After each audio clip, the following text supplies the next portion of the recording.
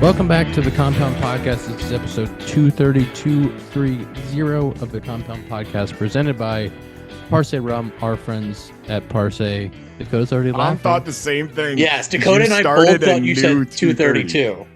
Yeah, because you repeated 230, and it sounded like you were saying 232. Nope. Sorry. Keep going. Yep. 30. Doing great. 230, episode 230 of the Compound Podcast, presented by Parse Rum, our friends at Parse. Your friends at Parse, go to Binny's, ask about Parse Rum, get a little bit of some wonderful Parse for your fall. The weather's been really nice up north, so maybe you can keep drinking the 3-year, keep making your pina coladas. Go to Binny's, ask about Parse. Dodgers, Yankees, World Series. Tom complimented my hair before the podcast. I complimented Dakota's hair. Dakota complimented Zack's hair. That was the cycle of hair compliments before the show. And I really appreciated every single one of them. Well, I said that my hair, I have to do it every day because I can't wear hats because I have too big of a head for snapbacks. So that's why my hair is typically like done. You guys all wear hats typically, so you don't have to like fix your hair. I thought my hair was like a little long and poofy, but then as soon as I got on, Tom hit me with a hair compliment. Then I hit Dakota with a hair compliment, and then Dakota hit Zack with a hair compliment. But each person that got their hair complimented also denied it. I go through cycles, Dakota, with the hats. It's like, when I first get a haircut, I'm like, all right, it takes me a second to just go like this and I'm good, like after a shower or in the morning. But then, probably a week or two and I'm like, all right, I'm just throwing a hat on. I'll work out with a hat. I'm just like, yeah, it's all good. Are you going to, how close to your wedding are you going to get your haircut? And like, are you going, like, obviously you have your guy, but like, do you have a plan of attack there? Like, do you like to give it a few days to set in, or is it like day before? I've thought about it. I think I'm going to do it. I mean, depending on how much stuff I have to get done. We have to get done, of course. There you go. Good job. I would like it to be day before or 2 days before, but I'm still going through some what I want it to do, what I want it to be. So I feel like you get the same hair every time. I switch it up. What about for the facial hair? I gotta have that's something that I'm gonna have to map out. I have a good idea of it, but I think this is a good one here. You can see a little bit of scruff. It looks like a little bit of I can't go clean shave. I can't go. Will you do it yourself, or will someone do it for you? Shave? I think I'm pretty capable of going like this. Well, no, I mean, sometimes you have a barber come in and do the neck or whatever. No, I don't. No, because I just do it all. I got a hole in my face over here. Yeah, same. I got the hair. Yeah, but like you have a beard, I don't, and so I just I don't line it up or anything down here. So can I tell you a story about my wedding really quick? Sure. Real quick, Zach's thing of his haircut. I'm not rooting for this. But what if you got a South Bend haircut again? It won't happen. Your wedding? That's why I have 3 basically people. But if you got a bad one, it would kill you. South Bend haircut? No, that's been told on this pod. He postponed the wedding. He would postpone the wedding if he had a bad haircut. That story's been told on the pod before. Zach got a haircut in South Bend that was. It was I think it was funny because I have where I'm from at home.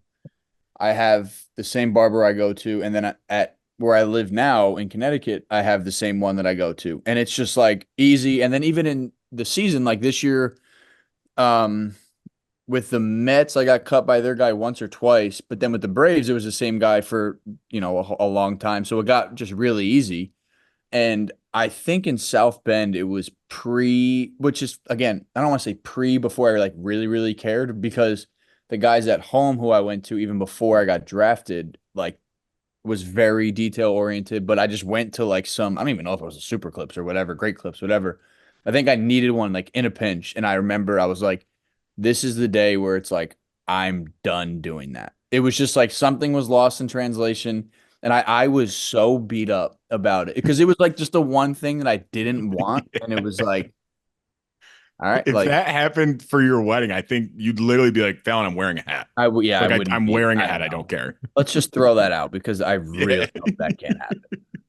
Sorry, Ian, your story from your wedding. Yeah, well, on my wedding, we were in Chicago. I had my girl in Chicago that cuts me up. I felt really good about where the hair was at.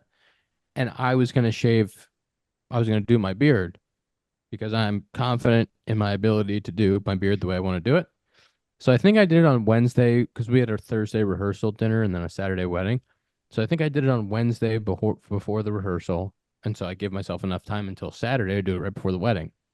So I'm shaving my face like right before I'm getting dressed. I somehow cut myself right here, right here, and just like a little, when the razor goes sideways and you give yourself just a little Do you sideways use a slice. straight razor? Do you use like a No, I Bic use or like a whatever? Gillette 5 blader, no free ads, Okay. like a 5 blader. And so I kind of on my cheek, right below my eye, I sideways, a little heat of the moment wedding cut. I sideways just a little. So I'm like, oh my God, what did I do? And it was like a little bit red, a little bit noticeable. And so I called the makeup artist that Julie had. She came down to where I was getting dressed and hit me with a little touch up. It was unbelievable. It's like it That's never good. happened. It's like That's it never good. happened.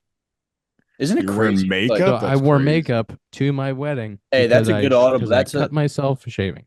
That's a really good audible. Yeah. Zach, do you use a blade or do you use an electric? I No, use I an just electric use one. an electric. I mean, Yeah. I don't know the last time that I think it was probably one of the haircuts that I got during the season when they just actually like straight Yeah. razed They use like the everything. straight razor. Those things are nice. Yeah, it's great, but like It's so much longer. a day or two later, I break out like Yeah. crazy, just like irritated and Mm, everything. And it's like I don't. can't happen. Yeah, I just don't like that. I have a good one at home that doesn't really beat me up, which is nice, but I need to get the science down of like when the best day of scruff is. So we'll see. I love that. It's a baseball podcast and we Yeah, spent 10 minutes talking about haircuts and facial hair. that's Very right. important. I Very love it. important. Really important part of this podcast. Tom, do you feel like you're not wearing any Yankee gear today, which is Yeah, surprising as the yeah. Yankees go to the World Series? Do you feel like all of the things that you said for the last 8 months, maybe you're retracting a few of them as the Yankees waltz into the World Series 4-1 against the By the way, Guardians? for people who don't know, the World Series is like where every team tries to get to, right? Like Oh every yeah, team tries to talk about it in spring yeah, training. yeah. Like that's the meeting. That's what it's about. It's Like pretty important. there's nowhere else you can go, right? And I like think that's they pretty. call It's like a good thing to I do. think they call that the AL pennant they just won. Yeah, So they're the best team in the American League.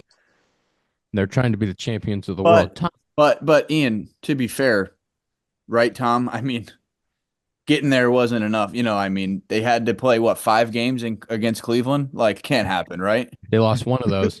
Yeah, I mean, come on. Problem. I like how you guys asked me a question and then spent just 2 minutes just being complete dicks to me before you could let me answer it. So I feel like I How don't many need to games- answer it anymore. How many didn't games say have they anything, I just lost in the laughed. playoffs? They got a bye. Did they Lost oh, one they to the did go- Royals, Lost one to the the Guardians. Royals. Yeah. Yeah. They're 7-2 in the playoffs, technically. Yeah. So Tom, how's it feel? Where you at now? Where are your spirits? Giancarlo, who we fluffed on this pod during the season, has been a playoff hero for the old Yanks. Soto, one of the best at bats we've ever seen. Dude. In Judge that is last coming game around. there. Yeah, what do you got? What do you got? Talk about your Yanks. I mean, I think the thing that's been most impressive is the bullpen. Like, I mean, you could talk about everything else, and Stan probably has to be if it's not one, if he's not 1A, he's certainly 1B. But like the bullpen was a real concern down the stretch. Clay Holmes got moved out of the closer role in September. This is a team that was in flux in the bullpen late in the year, and Luke Weaver's come in, and I had the one hiccup, but he's been pretty much locked down, and he's been also able to go get you 5, sometimes 6 outs, which in these games is going to be huge because you need to be able to get, if you can get Cole through 6 or 7, you all of a sudden you go, all right, all we need is 6 outs from the bullpen. And then as we talked about Stan, I mean, Stan, I said this to you guys in our group chat, and I do think it's true. He might be the best bad ball hitter in the league. If you leave him a pitch up, if you leave him a hanger, if you leave him a pitch in his, you might, and we could argue about this. I'm not saying he definitely is, but I think that's part of the reason for his postseason success is that in the high pressure moments, guys are more likely to make mistakes. And if you make a mistake to Giancarlo Stanton, he's going to make you pay a lot of times. And he's been, going back now over a couple postseasons has been really incredible for the Yankees. And if they're able to win this World Series, I think it completely changes how his tenure is viewed as a Yankee. It's interesting to think about. Can I just real quick on the bad ball hitter thing? You texted us in the group about the Yeah. bad ball hitter. I'm pretty sure being a bad ball hitter is like a Vlad Guerrero senior, like you hit pitches at your eyeballs and also in the dirt. Dude, And when you said that, I'm thinking to myself, I know Stanton swings at some balls in the dirt and some No, he's like the sliders. worst at that. He hit, I like when can't he say, swings outside the zone, it looks well, terrible. yeah, when I was thinking, I was like, I can't think of him hitting like some crazy pitches at his neck for homers. But you were saying when the pitcher makes a mistake, he doesn't Yes. miss it. Yeah. If the ball's left middle to Giancarlo, he's hitting 120 mile an hour. Why have you made it a point to call him Jan Carlo? Don't listen. I'm talking about a guy that hits the ball 120 miles an hour off the bat, who, like I said, we've given love to on this pod. When it's a middle slider hung, like when you think about his like rocket homers, like yeah, middle of the dish, heart, like he hits some absolute BBs. You throw him a cement mixer up in the zone, and it's kind of over. You see sometimes the Deposited. pitcher knows, and I do feel like that's part of the reason for his success is that in the playoffs, like one of those homers he hit was a 3-2 pitch, and the guy, if you're trying to throw a 3-2 slider to Stanton, you know you got to locate it, and if you miss it, you know that it might end up in row 17, and that's happened a lot. I think the concern for the Yankees is the bullpen still. Like I still have question marks about the bullpen, despite me talking about how good they've been. Can they do it against a great Dodgers offense? And what else around Stanton and Judge and Soto can you get? What else can 1 through 9 in the order give you? You know, Wells got moved down the lineup. They're still kind of figuring some stuff out there, but I mean, obviously made the World Series. This is the goal, as Zach said. 30 teams set out to make the World Series, and like 2 are going to do it. But ultimately, everyone's playing to win one thing, and it's not just to make the World Series; it's to win it. So Zach, I have a question about Stanton's swing. This could be a dumb question. I feel like he always keeps his posture. Like, you know what I mean? Like guys will do like the like flail it like a slider down and away, whatever it may be, like up in the zone of chase. Like I feel like he has the same swing no matter where the ball is. Does that make Judge, sense? yeah, Judge does the same thing. Judge is really good at that. Like it could be a slider down and away in the other batter's box, and they're swinging Ian, as if it's middle, and it's like that's the same swing they have every yeah, time. Ian, I think lefty you do that really well too. Yeah. Well, yeah, I think like I don't know much about posture. Is not really in my vocab when it comes to the swing. I just meant like I said, if it's out of the zone, like it's the same swing no matter what. And like that's what a lot of people talk about. It's like I'm gonna take my same swing, and if I get fooled, that's fine. Like, okay, I got fooled. Like he's going to fool me, but I don't want to give in and then like have a fish fillet. Like, yeah, of course, there's times where I need to do it, but there's like a fine line of like, okay, man, I chased that down in a way. Like, okay, I got to beat him to the spot. I want to go get it now. And like, that's where you get yourself in trouble. But like guys like Judge, Ian, like Stanton, all these guys, like, okay, they got me. That's fine. I'm not going to give into it. It's like, you're supposed to. Like, you're going to fool me at one point. But as soon as I give in and start like trying to beat the ball to the spot there, that's when it starts to hit the fan. Giancarlo's a guy that, and I think it looks a certain way because of how flat his bat path is. So he comes through the zone really flat, where like a guy that has a lot of vertical bat angle that would come through the zone, and it almost looks like the bat's coming through like up and down, kind of like Giancarlo comes through really flat, right? He's really horizontal. He rotates really well. And I think that kind of makes it look that way. But some really good hitters, they have the ability to say, if I'm looking for let's call it a sinker that's going to run into me, and I'm looking for that pitch, he throws a slider off the same line. I might look like an idiot, but I'm going to swing, and I'm going to on purpose. I'm not going to change my posture. I'm not going to like bail out to hit it. I'm just going to swing and miss because I know that if I get 2 more pitches in that at bat, or if I have 1 more strike to work with after that, I have a chance to do damage instead of bailing out, hitting something off the end of the bat and making an out.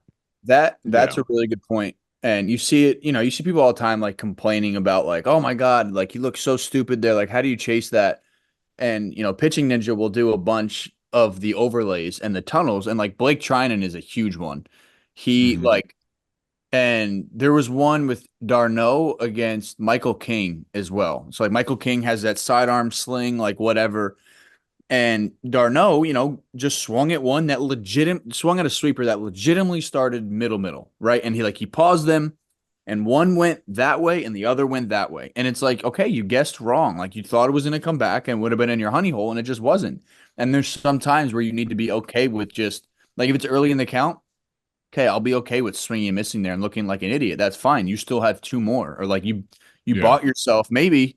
You're playing a game with him like, oh man, he's not seeing it, but like you bought yourself maybe another pitch like that. That's what Miggy used to do, was just dude. purposely take bad swings and make them go back to it. Manny, same thing. He said, no, I'm going to do it later in the game. One of the things that I learned with that Red staff in like 2020, 2021 with Bauer, Maley, and Sonny Gray was like especially like with the sticky, like when they were throwing that rising fastball and then they were throwing the 12-6 curveball in the dirt. Like if I was going to be on time for the fastball, that also meant I was going to swing at the curveball that was like 50 feet and landed in front of the plate. But like if I swung at one of those early in the count, like that curveball that bounced in front of the plate, like I had to be okay with that because it started in the same exact spot that the fastball would start. And like figuring out how to be okay with that on a 0-0 or a 1-0 count because I was so committed to the fastball. Like those are things that when kind of as you get into the game and get a little bit older, like you learn to over the course of 700 at bats, like I'm going to just accept like that's going to happen a few times. Especially with the spins too, like back when Verlander, Cole, when they were starting with, when they were talking about the sticky stuff and they were having the high heater with the 12-6 off of it, like a four-seam fastball, it just looks like a white blob. And then when you get a high spinning 12-6, like that looks even more like a white blob. So you are legitimately playing with fire until what, 45 feet, and then one stays up and the other one is just going to hit a tunnel. Like, and for the you're gonna get fooled. For the people listening and can't see us making all these motions, like the four-seam fastball spins perfectly end over end and it's spinning backwards, right, with backspin, and the 12-6 curveball is spinning perfectly end over end with top spin but forwards. And so in the first, that's things going 60 feet. Like in the first 20 feet of that, you're seeing end over end spin, and if it comes out in the same window, your brain doesn't necessarily process if it's forwards or backwards, and sometimes until you've already made a move at the baseball. And so learning that and picking that up is, sometimes you're gonna read it wrong and make the wrong swing, and you have to accept it like that's okay. So like even with sinkers too, like sinkers and sweepers or sliders, like sinkers have kind of a distinct spin as well. Like some look like a one seam where it's just spinning a completely different way. But now with the sweepers too, like there's like a circle on the ball, or like like the seams make just like a different look, basically. I don't know if you saw when Passan talked about the death ball. Do you see that at all? I don't know if I did So or did. Passan had this thing on ESPN where he talked about the death ball. So the death ball is a pitch that Jameson, Tyon, and I discussed because I was so upset with him because the pitchers have named a pitch the death ball. And Dakota, for you and all the people at Driveline, I don't like that you're calling something a death ball. We don't get to name our swings. We don't get to name our homer swing you could gladiator or something like that. But the death ball is basically, it has zero. It's as close as you can get to zero horizontal and also zero vert. Is that right, Dakota? Yes. So it's basically what it looks like is so a curveball would have top spin, right? It would have end over end. It would kind of be going end over end top. The gyro spin would be like a blender, right? It's moving in a circular motion. Football. Yeah, a bullet. Like a football. Yeah, That's like how you throw a football like a bullet. Yeah. So the death ball basically has gyro spin and it goes down. So it looks like it should, your eye would tell you as it's spinning in a circular motion that it should slide like a slider and it should go horizontally. But instead of doing that, it spins circularly and it goes down. So it's kind of an optical illusion to the eye as a hitter. And so that gyro spin is something that is like these guys now are throwing. Ben Brown on our team is a good example. Like guys that are throwing this thing that looks like it should break horizontally, but then it goes straight down. And to try to convince yourself when you're seeing that like, no, I know this guy's pitch is going to go down instead of sideways. Like you're just seeing all these different spins and the ball's moving all kinds of different ways, like making some of those decisions in the course of 60 feet can be a real challenge. It's okay to swing and miss. It's Aren't we okay. making hitting Like it fun for you between. guys as pitchers? Don't we? No, Don't we no. make it fun for you guys with all these new pitches? It's really awesome. Playoff baseball is coming down the final stretch. Get in on all the playoff action at the DraftKings Sportsbook. From same-game parlays to live betting to odds boosts and so much more. DraftKings has you covered until a champ is crowned. Right now, all new customers who bet just $5 instantly will get $200 in bonus bets.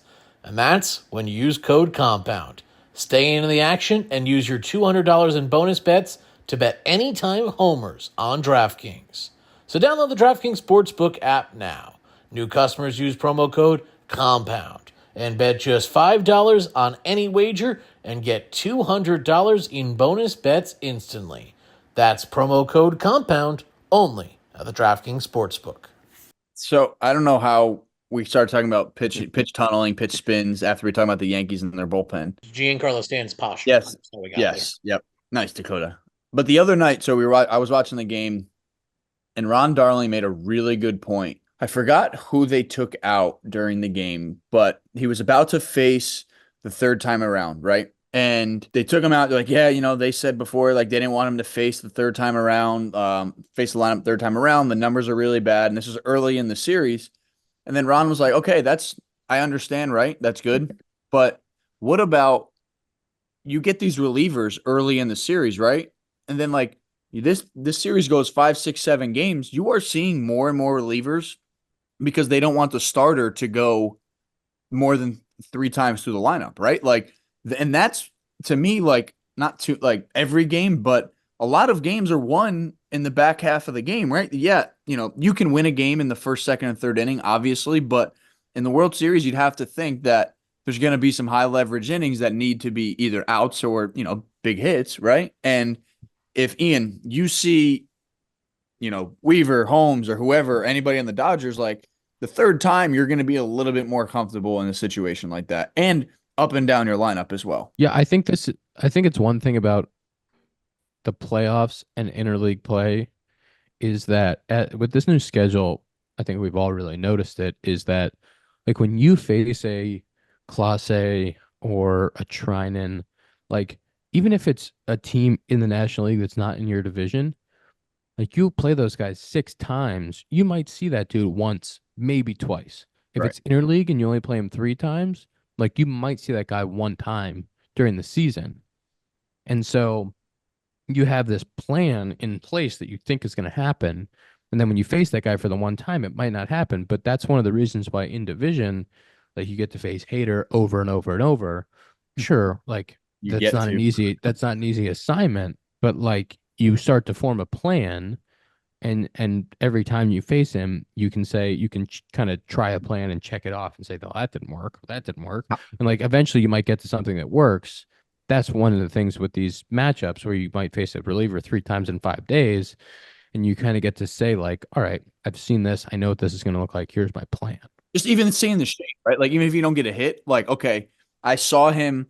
AJ was really, when I was in Detroit, he would always talk about, like, okay, even if we lose, if we make their closer or their setup guy or whoever, high leverage guy In come the first game of the series, you see him, however many hitters see him, right? So, like, sorry, Dakota, but like, is that an issue? Not an issue, but it's something that's really never been brought up, in my opinion, like in games. Like, okay, yeah, you don't want the starter to go, but okay, the more you bring in these leverage guys, like the more looks that the other team's getting at them. How much does it help even for like Class A who throws dominantly cutters, right? That's- like even a guy that throws right. like one pitch, like you still see how it moves, how it So comes with- out of his hand, yeah, where with he him, wants to attack you. Right. I'm sure, like, after the first time a team faces him, you're like, okay, especially, to lefties, right, Ian? Like, he's going to come in, everything in on your hands. Like, okay, the next time you might get, or the first time you might get blown up, like that second time you face him, you might have that visual of like, okay, if it starts there and I got, like, my bat was shattered, I need this ball to start 3 more balls on the plate for it to be on go, or to me not to swing if it starts in this tunnel. And again, if you not give away your first at bat, but like you see him again, it's like, okay, nope. And Ian, I don't know how often you guys had hitters meetings, but you can say like, hey, lefties, like he got in there. You know, I know this is our talking point whenever we go over him, but like, let's really get him out and over. And again, the more times you see him, I think you'll be a little bit more comfortable. I'm not saying he's not going to win, but For sure. The Yankees have a great example of this, and Zach, I heard Darley make this point. I thought it was a good point as well. As you've kind of alluded to, not only do you have to worry about seeing a reliever for 3 times in 5 days, whatever, but those relievers have a lot of the time have much smaller arsenals. Like, for example, the guy in the Yankees I'm worried about, Tommy Kahnle, he threw, I believe, 16 straight changeups to end that game. Yeah. And he's always a guy that's been changeup first. But, I mean, Dakota, you can talk about this. Like, I think sometimes fans think it's like a video game where it's like, I have the like you think you have every pitch available, but it's a lot different when you're actually out there and it's 45 degrees and you're in Cleveland and you're like, the only thing I can throw right now is a changeup. And they know a changeup's coming and I got to throw it by them anyway. Well, that's one especially for like Kahnle too. Like in leverage spots, he's probably trying to weigh the pros and cons of like, I can try to go heater here, but like if this guy hits it for a home run and I get beat on my second best pitch, like can I live with myself getting beat on a heater versus my best pitch, which is a changeup? Yeah. Also, if you throw if you throw the heater and it's nowhere close, you yank it, whatever, you don't have good feel for it. Now the guy knows you have to come back changeup too. Or at least if you stick changeup, that fastball is always at least in the back of your mind. How often in the big leagues do you two like cross a pitch out? Like Tom was saying, like, hey, this guy hasn't located a slider all day. Like, do you ever go up there and you're like, there's no world he throws it? I need to do better of, because there's sometimes where, I've been on record saying I overthink it, where like Dakota, if your money pitch is, say your changeup or your slider, I don't say I throw that out sometimes, but I'm like, all right, he's going to go after my scouting report, opposed to like Kahnle's like, no, I'm throwing my pitch no matter what. And I saw a clip of Brent Rooker, Vinny Pasquantino, and Cam Maben talking the other night during their game. And I think Rooker was like, or they both were saying, like, oh, he's, you're up there. You're like, he's got to throw a heater at some point. Like he has to. And it's in the back of your mind. And if he doesn't, you're like, how do I pull the trigger? Like, how do I swing? And that's where, like, everybody, I'm sure on Twitter were saying, just wait for the changeup. Like, his good changeups look so good for so long until they're not. It's literally until they're not. And then you foul one or two off and you're down 1-2, 0-2, like, go get them. Yeah, I guess here are my examples. So I'm thinking through these two bullpens. Kahnle's one. Like, I faced him one time this year. I knew he was 70, 80% changeup. Like, even that changeup, it has so much depth. And I don't think people on TV can understand how much depth it has. And so even the one you're looking for that you see, it has so much depth. And so after you face him once, being able to go back in and say, I'm going to sit on this changeup. I know where it has to start. I know if anything starts at my thigh, like whether it's 1-0, 2-0, he's going to keep throwing it. I have to take it. If he throws a fastball by me, he throws a fastball by me. Like, committing to that, I think after you see him, it makes it easy. Like he's one of those guys, he had it 2 all year. Like, he was obviously dominant. But like being like, all right, the next time I face this guy, I know what I'm sticking to. Whether it works or doesn't work, at least you have that conviction.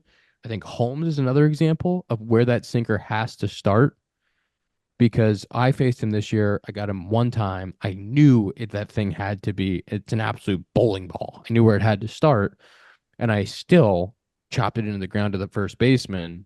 And so to get another at bat a day or 2 days later and to say, I know, and I hit sinkers, like, that's left-handed. I do hit sinkers well. And so, like, knowing, I think I know where this thing has to start for me to have success. I think training on the Dodgers to lefties, like, he throws that sweeper, it moves so much, that sweeper, and saying, like, I saw that thing well and I jammed myself somehow, and like, I need to play that thing like it's going to move another 10 inches of like what I think. So like, that's a good example. And then Kopech for them at the back end, like, that fastball up is never a strike. And like, when you go back and watch the tape and like where guys are swinging, like, that heater up is very rarely in the zone. And so, like, do those guys get to a point where they're just taking fastballs because the in zone percentage is so low? Like, that, I think those are some examples of like over the course of a 7-game series, like, do they get to a point where some of these at bats are, and the pitchers have the advantage. It's the way the game is. You get 4 balls and 3 strikes. Like, these guys are going to have more success than they're not. But over the course of 7 games, like, can those guys get to that place? Yeah. I think another storyline going into the World Series from the Yankees I saw today, Nestor Cortes is supposed to be on the roster, I believe. I don't know if they've came out with the rosters yet, but he said, I think he's coming back from like a flexor strain or something in like his forearm. And he said, like, if I miss all of next year and have a World Series ring, I can live with that. And I was like, I kind of love that. Respect. I kind of love that. Yeah. I was like, that's sick. Because he Like, also Tom, do has you love that? Yeah. I was just saying he has a lot of experience out of the bullpen. Like he came up as a swing guy, kind of that like Keegan Thompson, like he's going to come and throw a couple innings out of the pen and then has developed obviously into a great starter. The one concern has been over the last year. You look at the numbers; they're maybe a little bit more mixed than there was a run there for a while where you were like, is he like a legit top of the like number 2 starter? And he's probably not that, and that's okay. But just to have someone with the versatility of like, hey, game 6 happens and whatever you need, like he could come and start a game, he could close a game. The ability to have someone who's comfortable in all those different roles. Because I think we talk about sometimes again thinking about like a video game where you're like, oh, Marcus Stroman, we'll just like put him in the 8th inning and it'll be fine.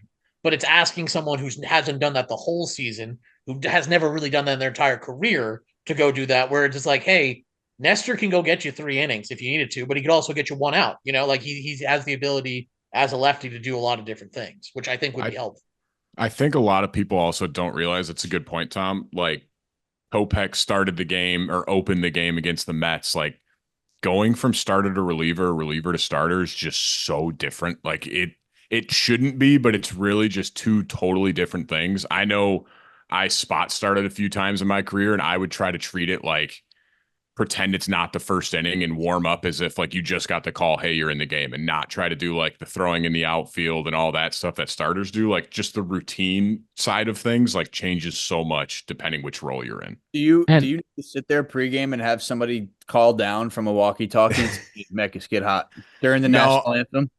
So I would try it like a couple different ways. Like, ended up making quite a few starts actually, like especially my last year, and like I would do the throwing in the outfield right before I'm about to get off the mound, like right before the game, like a starter would. Didn't really like that. So then I went back to just like the playing catch with the relievers in the outfield before BP, and then shagging BP and like just treating it like a normal day. Versus I get anxiety whenever I would start a game of like, if I knew I was starting, like all day I'm just sitting there thinking about it, and you're just sitting in the locker room until like 30 minutes before the game, and you're like, finally I can actually go play baseball. I have a question though. Like the Tigers did it with Holton too, and the Dodgers doing it with Kopech, right? Like I understand you want to get out to a good start. You want to steal, 4, 5, maybe 6 outs, right? Mm-hmm. But Holton was basically the Tigers like get out of jail free card basically against anybody, right? Until, he had a hiccup against the Guardians in game 4, I think it was, when Fry clipped him. But like, why waste a pitcher of leverage early? Like Kopech, you can throw him 7th, 8th, 9th, right? Like, I understand you want to just get down. I mean, that's that's a top part of the lineup. Like the Mets did it the other night with Edman Diaz. He came in the 4th or 5th inning after they scored 3 runs or 2 runs, and then they had the top of the order coming up. Like I get it. But again, back to like Holton and Kopech. Like Holton, like I said, you can use him in any leverage situation, left or right, and then Kopech is basically a closer that if you're in a jam and you don't want to use Trinan, like.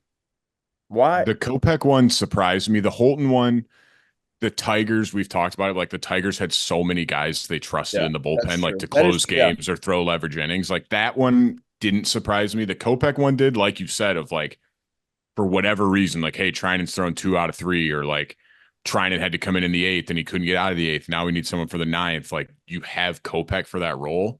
I mean, who are we to question the Dodgers? But I would agree that I would have thought a lesser leverage guy would have came in. Like, not obviously you're not just going to throw anyone out there to start the game, but if you're doing a bullpen day, I'm surprised they use like their 8th inning guy.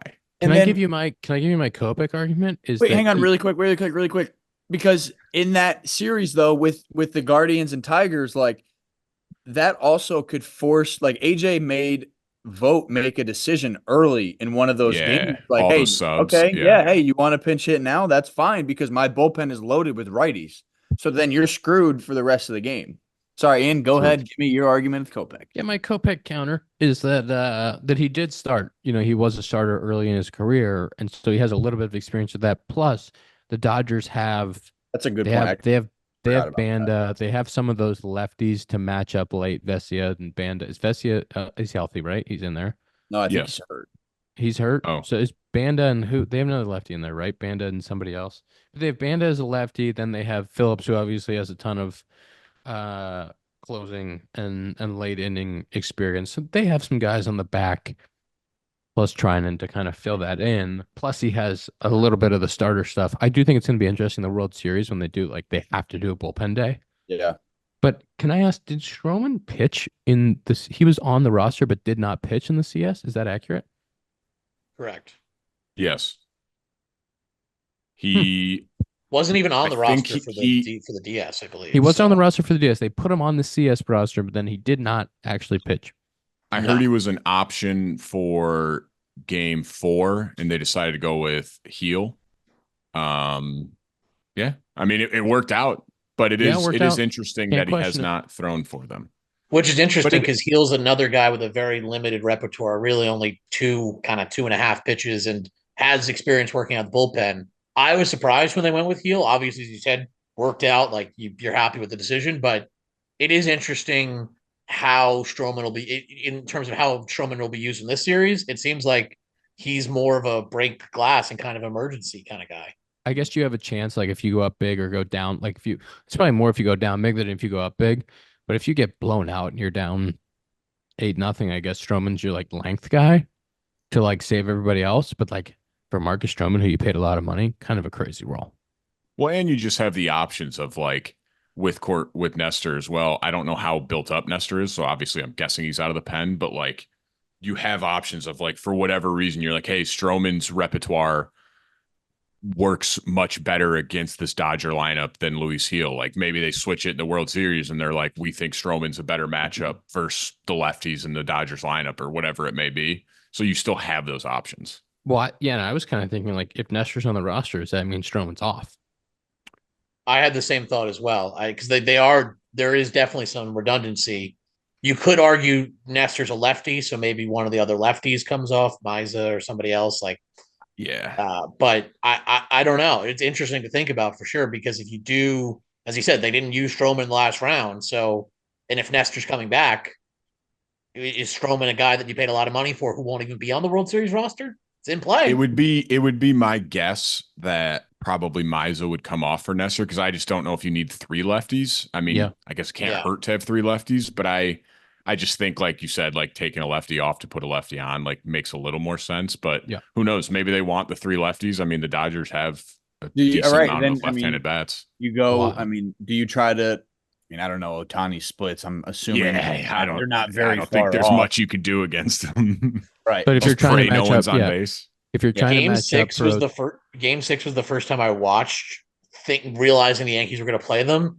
And I feel like almost if you're a baseball fan, you love Otani. Like, I think it's a weird take to hate Otani. I know Ian sometimes has been on the hating Otani corner. No, we all were, and everybody hated us. And put that we maybe one time we had questioned some things, but we never hated. We're just realists. But either way, I was watching outrageous because we've called him the best player to walk planet Earth before. So alien. I was watching that game on Sunday, and it was like, oh man, I'm gonna have to root against Otani. Like every time Otani comes up to bat, I'm gonna have to not only feel absolutely terrified, but I'm also gonna have to root against him, which is something I've never done in my entire life. And I was like, man, that's like, and like the Dodgers have so many fun guys. Like Mookie's a fun guy. Like they're a team that now say his name. Kike. Yeah, Zach's boy. Kike the GOAT. He's doing it. Can I just give an underrated, like the absolute equalizer for the Dodgers? You're gonna match up 1, 2, 3 if you want a lefty to match up against Otani, and he's the guy that you're bringing him in for. That's Otani, Mookie, Freddie, or Teoscar sometimes. Teoscar sometimes in the 3-hole. Well, it's what the lefty comes in for, right? And but the equalizer there is Tommy Edman I don't think the Yeah. general public realizes how good Tommy Edman is against left-handed Hey. pitching.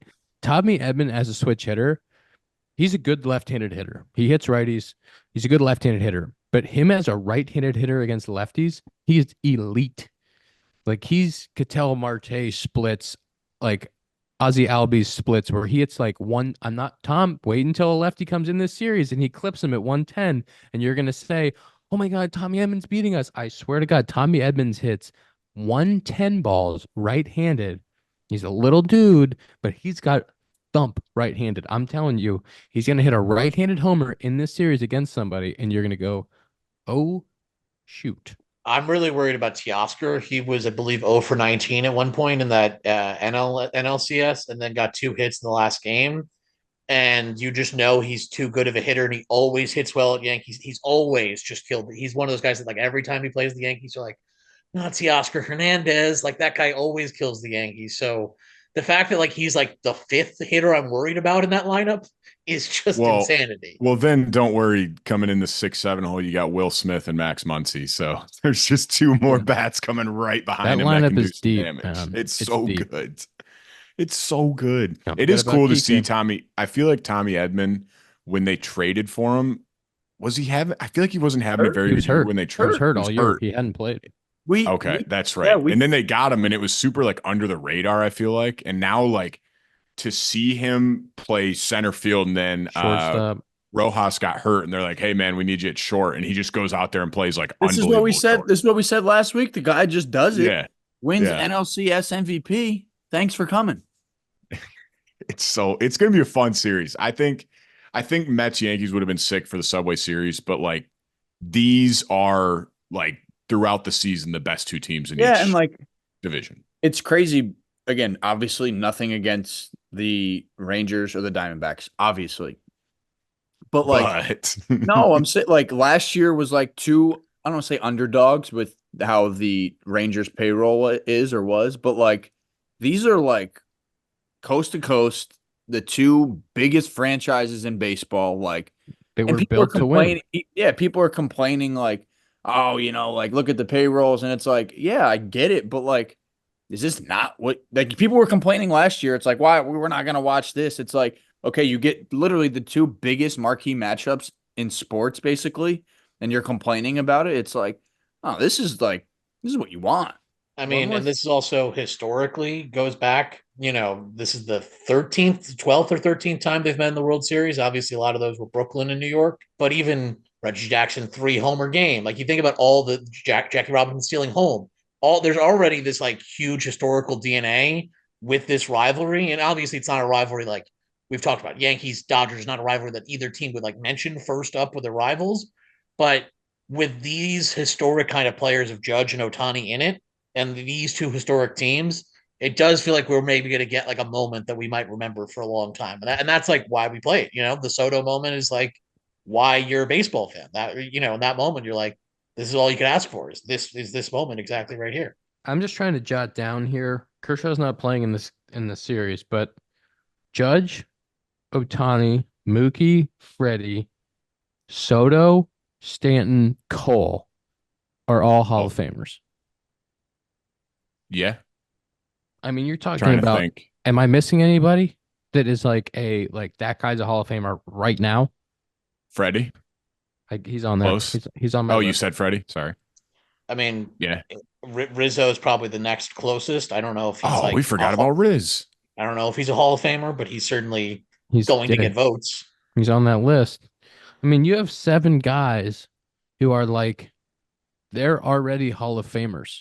Mm-hmm. And they're going to play in this game against each other. Like, that's crazy.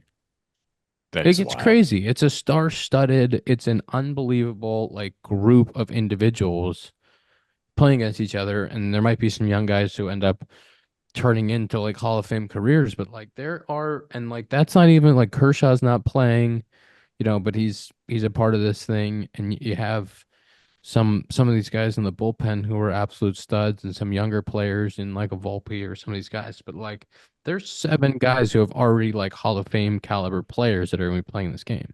Dave Roberts also huge moment in Yankees playoff history. I mean, that's pretty much the turning point of like my entire life was the Dave Roberts deal and everything that's happened since then. Do you So, think if they had a camera like in the MLB offices when the Dodgers won, like there was like celebrations going on, like we Fist did it, we bumps got all the around. best possible Yes. matchup ever. We're gonna make so much money. This is gonna be awesome. That MLB office when the TV ratings come out after game one, there's just going to be they're going to be popping champagne. There's going to be there might be a parade in the office. Gonna be so fired up just about the eyeballs on the game.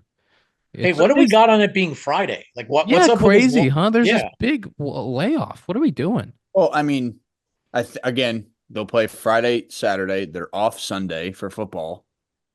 Is it built in already for like taking into account 7 games, or is like the schedule flexible? Like, was it always going to be Friday, or was it like once we knew it was over? Yeah, no. It's always for 7. And dude, there's no way that they want to compete with football. Yeah, but why? Yeah. Yes, but why wouldn't they start on Wednesday? My question is like, why wouldn't you play Wednesday? Then you're not competing with anything. What do you mean, bro? But you're gonna play Wednesday, off. Thursday, off day, Saturday, Sunday, Monday. I see Zach's point of this takes away the football factor, where like you will lose fans to football no matter what it is. You're gonna lose it. Yeah, it just is what it is. But yes, I do agree that it is kind of strange starting on a Friday, but I actually like that it's not happening on a Sunday because like I don't have to pick which one I'd prefer. I'd watch both. I got multiple screens. I guess what happens is Friday, Saturday, off Sunday, then they play Monday, Tuesday, Wednesday, off Thursday, then they play another Friday, Saturday. Yes. Yes. So they don't fight any Sundays.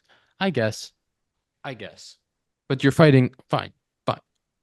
Sound like you wanted to fight me there for a second there. No, that's coming. I didn't mean that's to, coming from Ian, though, Zach. That's coming from Ian, who is not the biggest NFL fan. Like he partakes, but he is not like us to where like it's my favorite day of the whole week is Sunday. I'm not a football fan anymore anyway. So. Okay. We weren't going down that road. I texted you and I said, are they going to do it? And you said yes, and then they didn't. You said, I hope so. I hope so. They didn't do it. Jets didn't do it. What a bad You guys spot. didn't ask me about F1. I had a great time. Thanks for asking. Time out. We had a good combo going. Because this came up, how you said save it. You don't tell us anything about what you do. We learn about your life like the rest of the fans. And listen, if that's what we are, that's fine and that's okay. But like we learn what you're doing through Instagram. Yeah, dude, I heard you were playing in a golf. I heard you playing a golf event. I was playing with my brother, who he had a pro-am today at a local course here. I played with. Sounds awesome. You were the pro. Heard about it. You were the pro. Yeah, that's swaggy. I wish I could have heard about it, dude. That would have been really cool. But I'm gonna take Ian's deflection as a confirmation that we are just like fans to him. And you know what? What do you want me to do? Do you want me to text the group and say, fine. "Hey guys, I'm having a really cool weekend here at F1. It's just send us like a pic of it and be like, "This is pretty cool." And we'd be look, like, "Hey, look, it's sick. me and my friend Luke Donald. Yeah, like we're hanging out." It wasn't Luke Donald. It's Ian Poulter. Okay, my good friend Ian Poulter. Damn, I'm also good friends with Luke Donald, though. He's a good friend. I know. I screwed it up. You just have so many famous friends. We forget. We lose track. You know, got a lot of good friends.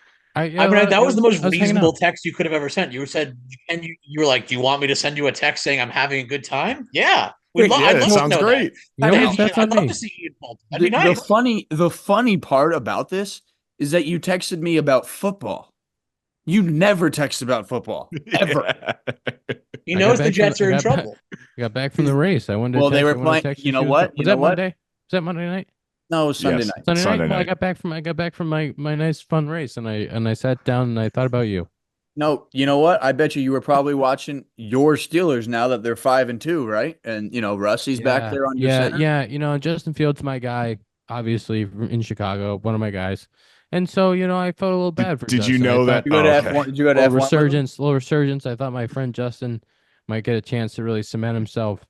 And then Russell comes and takes his job. So, it's all right. But they're still a good team. Mike Tomlin, my guy, 19 years Steelers. Go Steelers. It was looking pretty bleak for a second. Thought he was going to make his way in there. Tom wants our predictions. Do you know what? The predictions brought to you by Bruce Ball. Bruce Ball, my batting gloves, your batting gloves. BruceBall.us, the batting gloves that I wear on the field. Zach wears on the field. You'll see some Bruce Bolts in the World Series. BruceBalt.us for all your baseball needs, fall, winter, off-season training, going into spring. Maybe holidays coming up. You want to get your favorite person some Bruce Bolts. BruceBalt.us. Go check them Real out. quick, I'll give you my predictions first. Real quick on Bruce Bolt, just an extra shout out to Bruce Bolt. Multiple people in the facility wear Bruce Bolt, and I've asked them if they like him, and they said they last 10 times longer than any other batting glove they've had. Rave reviews. Great for reviews. Our friends at Bruce Bolt. I said, have you tried the Ian Happ colorways? You should. You should. I said they're cool. Print. Give it Check a try. them out. They're pretty sick. BruceBalt.us. My prediction. I'm going Yankees in 7. I need Zack to go. Well, Tom, you go. We know where Tom's going with this. I just want to. We just need to know how many games. I mean, Dodgers in 6. Oh, you're gross. You're gross. I want to be correct. I mean, I hope I'm wrong. You're gross. That's so gross. I gotta You be. can't I have celebrate. To be true If to the Yankees myself. win, You can't celebrate. Oh my That's not God. true. Why can't I celebrate? Real This is a fandom. prediction. Real fandom is delusion. Like you should have said Yankees in 4. We're going to win 10-0 every game. Like that's a real, like Zack still believes the Jets can make the playoffs. That's real fandom. Tom, there's no way you believe Dodgers in 6. Dodgers in 6. You're gross. That's gross. Zack, what's your pick? Since I'm in New York right now, I'll say Yankees in 7. I was hoping you'd all go Yankees, so then I'd have to go Dodgers, but I want to go Yankees, and I'm going to say I'm going Yankees in 5. I'm saying Wait, so everyone else picked the Yankees? Except the Yankees fan. Except the Yankees fan. Dodgers? This is a Yankees pod. How it is. I'm going Yankees in 5. They get it done at home. I love that. I love where we're at. Let's get the people the screen time. Our favorite Sloan screen time, presented by our good friends at Sloan. Sloan is the world's leading manufacturer of commercial plumbing systems. The company is at the forefront of the green building movement, providing smart, sustainable, and hygienic restroom solutions by manufacturing water-efficient products, including flush meters, faucets, sink systems, soap dispensers, and fixtures for commercial, industrial, and institutional markets worldwide. To learn more, visit sloan.com. What are your screen times? 4 hours, 2 minutes. That's strong. 5:14. Oof. Mine's still broken at 0. I got to figure out how to my fix it. goodness. I'd be winning too. We can't I be doing have this. great numbers. Tom, we That's can't be doing sure. this. Tom, we 6 believe weeks in a you row. for sure. We believe you. Yeah, we believe you. I got 3 flat, 3 even. Oh Good day. gosh, that's Good a day. really good day. Probably at F1 again. Probably just doing something fun and didn't tell us. Probably That's golfing with episode- Ian Poulter. You were probably golfing with Ian Poulter and didn't want to tell us. Listen, I'm sorry that I had such a nice weekend with all of my cool friends. That's episode 230 of the Compound Podcast, presented by our friends at Parse Rum. Go to Benny's, get your Parse. World Series week. We got Yanks in 7, Yanks in 7, Yanks in 5 5, Dodgers in 6. from the Yankees fan. We will see you. Hopefully there's still baseball going on, because that means Zach and I are right. We will see you next